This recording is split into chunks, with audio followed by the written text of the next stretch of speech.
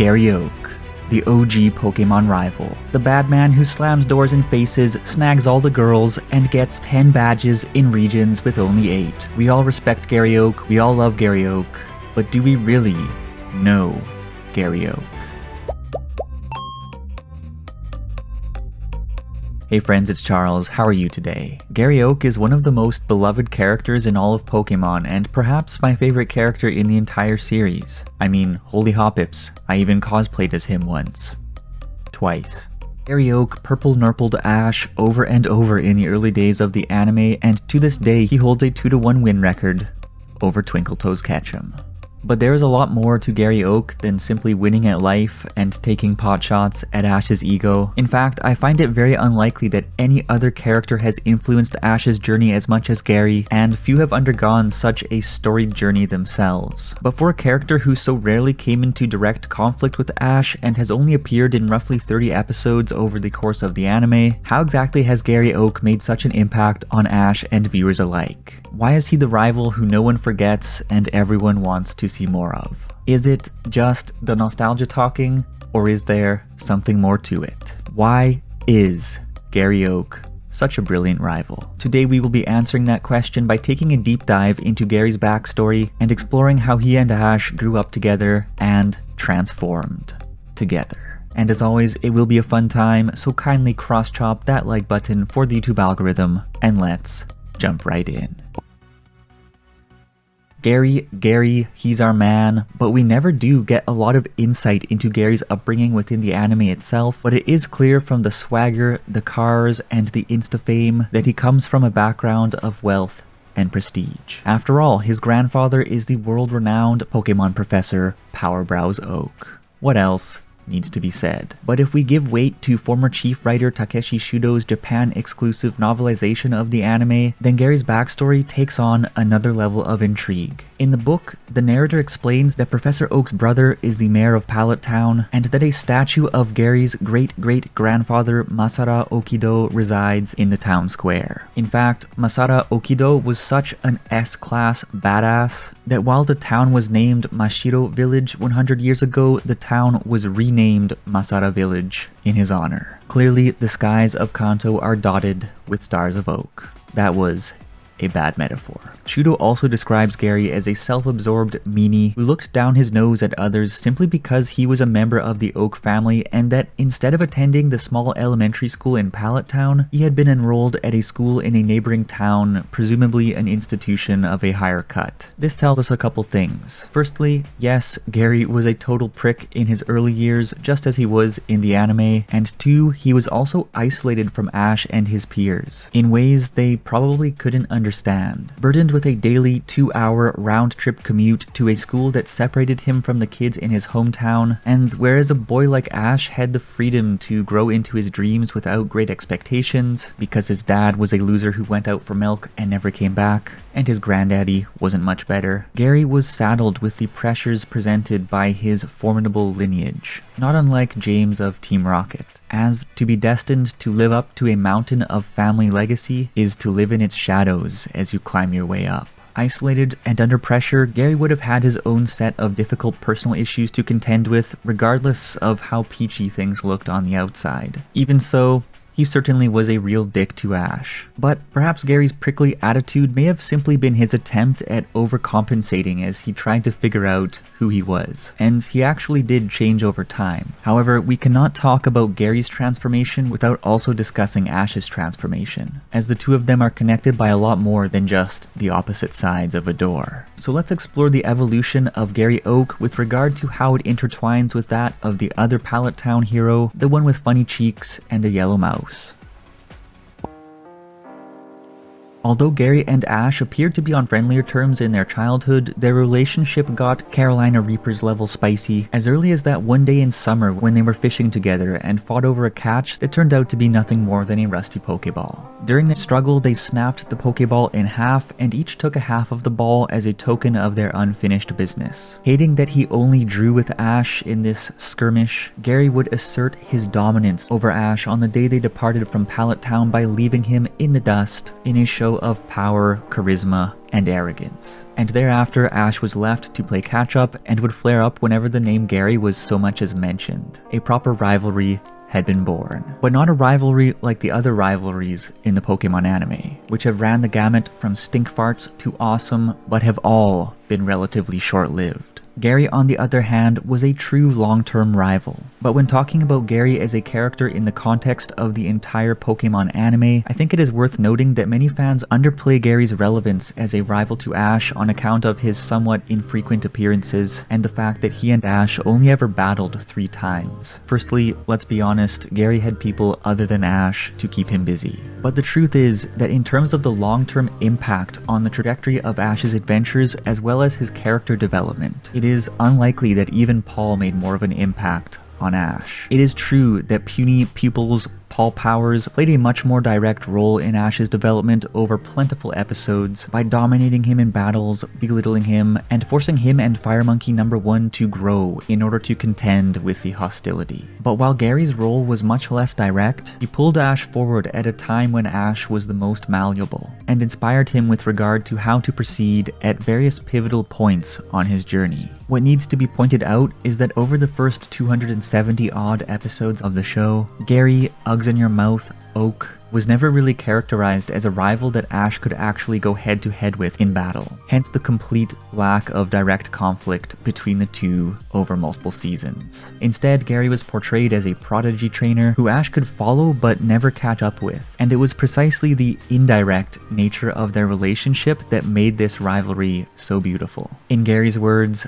Gary was here, Ash is a loser. Gary and Ash didn't need to have frequent run-ins and battles to benchmark Ash's progress because the whole idea was that Gary was so far ahead of him that direct confrontations would be fruitless. Gary blazed the path forward, Ash struggled to catch up. That was the nature of the rivalry. The situation would evolve later in the anime, but for the better part of the Kanto and Johto era adventures, this leader-loser dynamic was the status quo, and just about every interaction that Ash and Gary had, especially in Kanto, served to show how he was leaps and bounds ahead of Ashy Boy. Whether it be a low-key diss left on a sign in an area Gary had already breezed through, Professor Oak revealing that Gary had already caught 45 Pokemon when Ash had only acquired 7, and that Gary was the trainer with the bigger Krabby, or Gary flexing on Ash with 10 badges when Ash was still looking for his 8th. Gary was always in the lead and rubbed it in at every opportunity, humiliating Ash in front of his friends and in front of crowds. And it was hilarious. Gary, the leader, Ash, the loser. To viewers of the anime in its early years, this leader-loser relationship seemed unshakable. Even Satoshi Tajiri, the father of Pokemon, once stated, perhaps somewhat jokingly in reference to his rivalry with Shigeru Miyamoto, from whom Gary gets his Japanese name, Shigeru, he said that Ash would never catch up with Gary. However, over time, the leader-loser dynamic would gradually transform, and the role that Gary played in Ash's development would transform along with it. The first pebble fell when Gary finally acknowledged that Ash was a good trainer following his miraculous win against those 3 idiots in the rigged Viridian City gym battle. And the tone of their relationship truly began to shift when Ash achieved a higher placement than Gary at the Indigo League conference, winning his 4th round battle against Jeanette, whereas Gary lost his against Melissa, who was actually a dude named Yoshiki in the original Japanese version, but whatever, sending him out of the stadium a round prior to Ash's embarrassing crash and burn against Richie. At this point, Gary did not seem so uncatchable anymore, and it was a huge milestone in Ash's journey from a slop-eating peon to formidable trainer. Gary immediately departed on another adventure to who knows where, but when he and Ash finally met again in Pallet Town, Mr. Pottercheeks had made a name for himself. A higher Indigo League placement than Gary, an Orange League championship under his belt. At this point, Ash was certain that he had the upper hand. But had he truly surpassed his rival at long last? As you'd expect from Ash, Ash bragged about his recent achievements and held his higher Indigo League placement out over Gary's head, but Gary quickly shot him down as if he were a pink deerling in hunting season. That was the past, Ash, he says. I am not the same person I was back then. And so to finally sort out who was the superior trainer, Gary and Ash had their very first battle 118 episodes deep into the anime. How did it go? Well, to put it nicely, Gary dunked on Ash so hard that you could hear Big May's jowls shaking over in Hoenn. Ash had come a long way since departure day. It was apparent that he was no longer a loser, but he was certainly not the leader in his rivalry with Gary, and it would be far-fetched to even say that he was on equal footing. After turning the lights out on Ash, the ambitious Purple Panther, Gary Oak, took off on another journey, leaving our hero with a case of the cerulean blues, wondering about his future. Professor Oak later told Ash that Gary was headed for the Johto League, where he intended to become an even more powerful trainer, and thus, with Gary leading the way yet again, Ash decided that Johto was where he needed to be. Over in Johto, Gary was notably less hostile to Ash whenever the two bumped into one another. He helped Ash and his friends out of a bind on the way to Violet City, and again within the city by pushing some levers and stuff, and he even commented that Ash was doing a good job raising his Pokemon. He also treated Ash kindly when they encountered one another outside of Mahogany Town, and applauded his longtime rival when Ash beat him in the Extreme Pokemon race by getting his Bayleaf to slap its own ass with Vine Whip. What? And of course, the climactic battle we had all been waiting for was just around the corner, as the two would soon have their rematch in the top 16 of the Johto League's Silver Conference. It was their first full battle, it was an absolute sizzler, and Ash finally took a sweet W over Gary in a battle, thanks in no small part to his Orange Lizard, whose loyalty he had gained during his Orange League travels. And I remember being just as shocked as Ash when Blastoise bit the dirt. It was a truly memorable moment. And thereafter, the rivalry with Gary, as well as Gary himself, would transform dramatically. Later that evening, Gary returned the half of the broken Pokeball that he had held onto since their fishing competition on that summer day long ago, back before their Pokemon adventures began, acknowledging that Ash had finally beaten him. And then, when the Silver Conference wrapped up, Gary announced his retirement from competitive battles and stated his new goal, to become a Pokemon researcher just like his grandfather. And with that said, he took off over Mount Silver on his way home to Pallet Town. Ash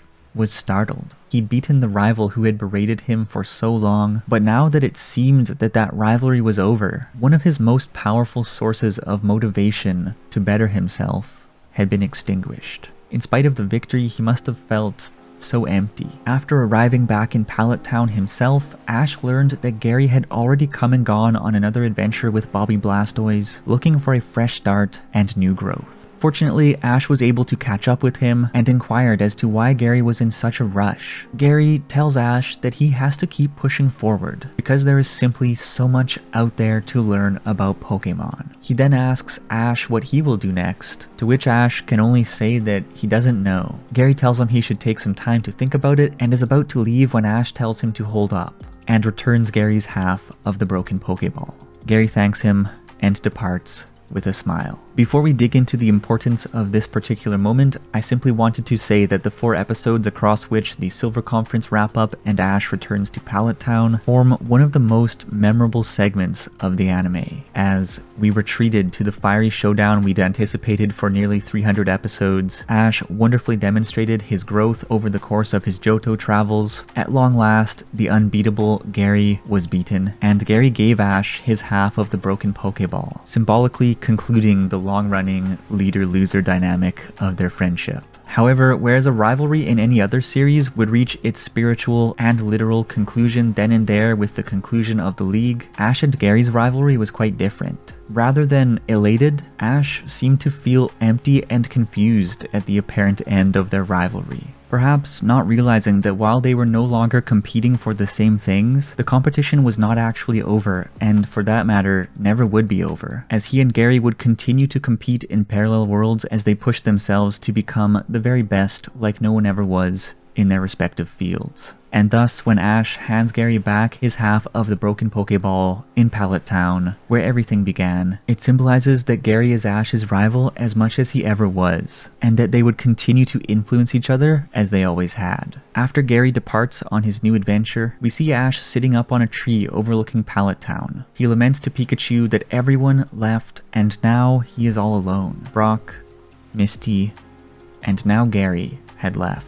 And then, all of a sudden, he and Pikachu see a Ho-Oh in the skies, soaring in the direction of the Hoenn region, which Harrison had got him all pumped up about following the Silver Conference. Like Gary, he decides it is time to make a fresh start and sets off on a journey towards Hoenn. He quite literally had to chase after Gary to arrive at this new beginning, but his old rival had helped him find the way forward yet again. Sure enough, the Silver Conference was not the end of the connection between Ash and Gary. After traveling Hoenn, Ash would bump into Gary on Seda Island back in Kanto, where he was studying fossil Pokemon under the tutelage of Dora, who was basically Dawn with glasses, and a lab coat instead of an awkward donut skirt. And during Ash's Kanto Battle Frontier run, Gary would send him a supportive postcard telling him to stop being such a little bidoof following his loss at the Battle Pyramid.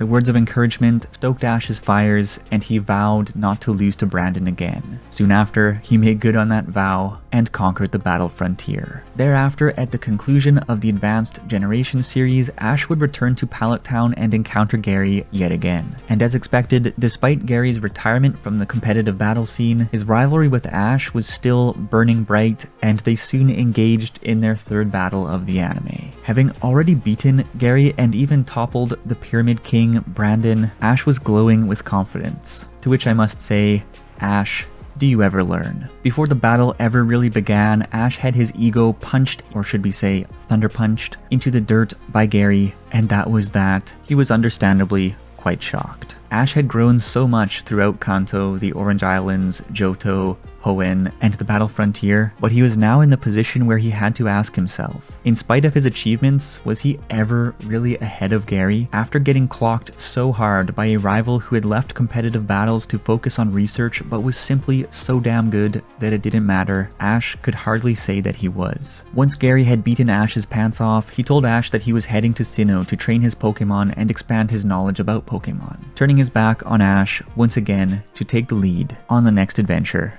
as he always had. Ash was left to sit there contemplating the situation just as he had after returning to Pallet Town from Johto all those years ago, and in the end he decides that he will head to Sinnoh himself, following Gary's tracks to Sinnoh the next morning. At this point, it was clear that while the league-oriented rivalry that once was may have fizzled out in the embers of Ash's victory over Gary in the Silver Conference Top 16, the realities at the core of their rivalry continued to burn. That is to say that Gary could still level up and beat Ash no matter what he achieved, and that he was always a step ahead as both friend and foe, leading Ash to new adventure, new challenges, and new glory.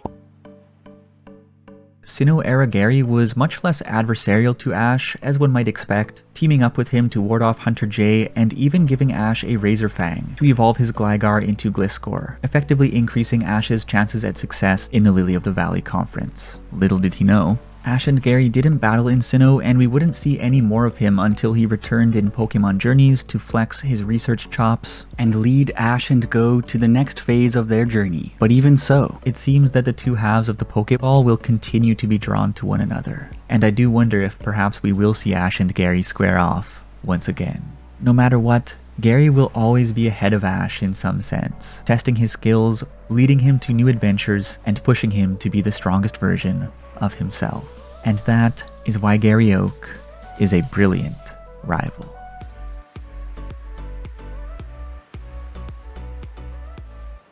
Friends, thank you for watching. I hope you enjoyed this video. And how about you? What do you make of Ash and Gary's rivalry? How do you feel about Gary Oak as a character? Is Gary Ash's greatest rival of all time? And do you have a rival who is pushing you to become a better version of yourself? I'm curious what you have to say. Well, thank you so much for watching. I hope you have a wonderful day. Don't forget to follow me over on Twitter and Instagram. And as always, smell you later, Ketchum.